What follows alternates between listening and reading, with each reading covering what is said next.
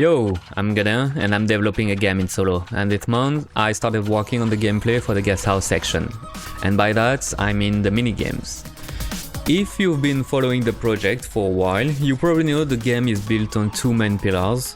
On one side, fast-paced, dynamic combat, and on the other side, chill moments at the guest house. The idea is to find a balance between those two modes, and more importantly to make sure both gameplay influence each other and are interconnected. Combat lets you unlock new areas, push the story forward, earn resources and attract new guests from different regions, and the guest house in turn lets you transform those resources into upgrades for combat or for improving guest satisfaction. And satisfaction is basically the heart of the progression system. There's no traditional skill tree here. In fact, you could say the guests are the skill tree. By inviting a guest and giving them great service, they might teach you new techniques or grant upgrades. The direction of the progression depends entirely on the player choice, who they want to please and how. And to keep those guests happy, I've imagined a whole bunch of activities built on simple but addictive game design ideas. Enough to make the player want to participate in these mini-games. The risk, of course, is that they get boring after the fifth time you play the same one, so to keep the guest house side fun, I've been designing minigames with just enough depth, without making them overly complex.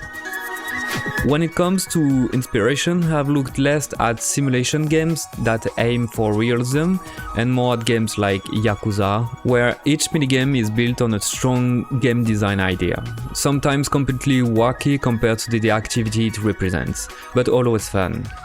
Think tower defense gang war or spearfishing like in a rail shooter game, or insect catching in Pokemon battle style. But obviously, if I have to create a completely new gameplay system for every single minigame, I'm going to collapse. That's just not sustainable. So I structured them into three big categories: gathering activities, crafting activities, and entertainment activities.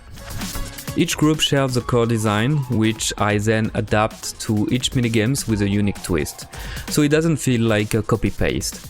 That way I keep consistency and I can reuse a lot of code and design. So for the gathering activities like fishing, hunting or farming, they all run on a turn-based combat system inspired by JRPGs. Each activity has its own little variation, but the core is the same. For example, for fishing, I use a charge gauge you might have seen in lots of fishing minigames, except here it's tied to an ATB gauge like in the old Final Fantasy games. When it's the player's turn, they can use skills like, let's say, lightning reel, sharp wrist flick or deep breath.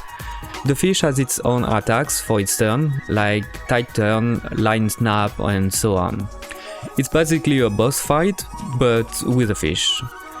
Farming also used a turn-based system, but progression happens by tile like in Minesweeper, and sometimes under a tile there can be a pest, like a groundhog, a crow, invasive roots, and that triggers a classic turn-based battle.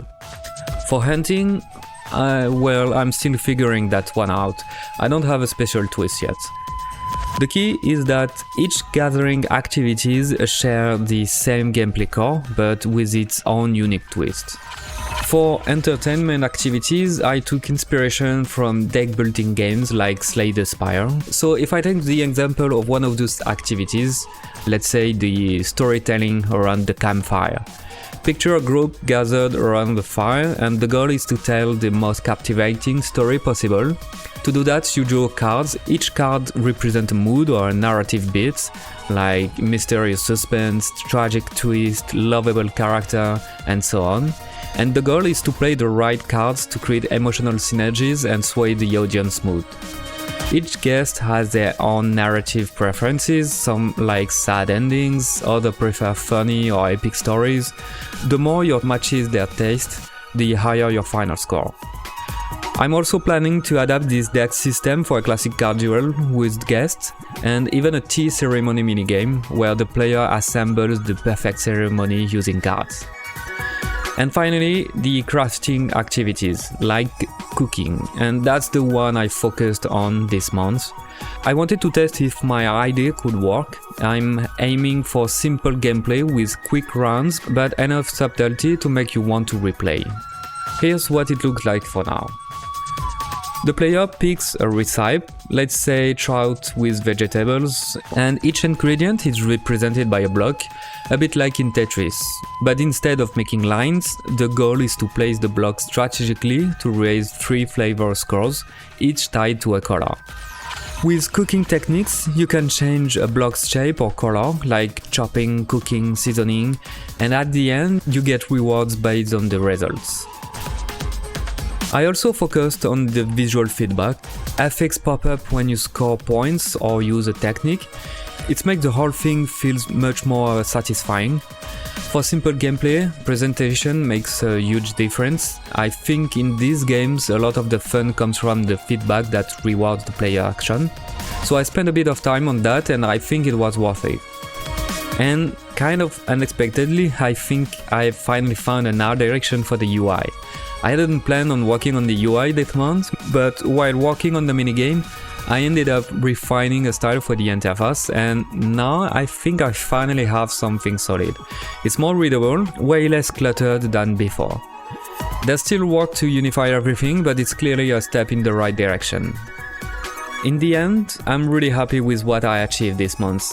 I started from scratch with no clear idea, and in 1 month I defined a gameplay structure for all the minigames. I nearly completed the game design for the cooking minigame. I implemented it in Unreal, I worked on FX, visuals and UI, and I even found an art style I like for the menus. Not bad for 4 weeks, eh? Sure, the cooking minigames needs a few features to be fully done, but I'm close, and most importantly, it reassures me about my ability to deliver a playable demo next year. My goal is to have 3 playable minigames in the demo: cooking, fishing, storytelling, and that's what I'll be focusing on until the start of winter. That's all for this month. Thanks again for following these devlogs. Seeing the growing interest around the projects really keeps me motivated.